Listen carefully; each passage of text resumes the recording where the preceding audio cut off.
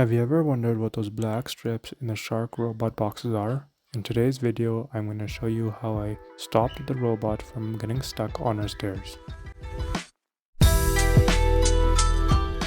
This is our shark robot that we keep on the top floor of our house. It is a very efficient and very fast way to clean the floor. It's a heavily carpeted area on the top floor, and we do enjoy having this robot. This is the problem, so it usually goes on the stairs, and since our stair is mainly carpeted, it ends up getting stuck on the very edge. The sensors are supposed to detect if there's a cliff, but I think the roundedness of the carpet stops it from doing that. And the wheels get stuck as well, and this is what it looks like on the phone. There's a whole bunch of notifications that I get when it gets stuck. So the solution I came up with was using the bot boundary.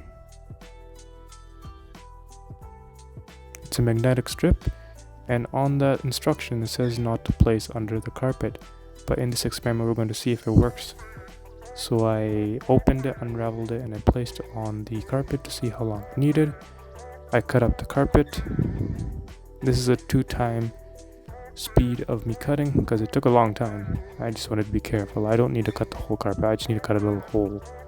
And I shoved the strip in, and it went through all the way to the very far end against the wall. And then I cut it to size, leaving a little bit extra to be sure for extra need. I left a little extra so that if I need to pull it out, I can pull it out. And the rest I just put underneath that molding, and it was okay.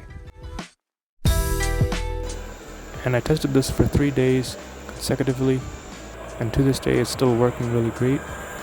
It does not detect the leap, and it stops before it, which is amazing.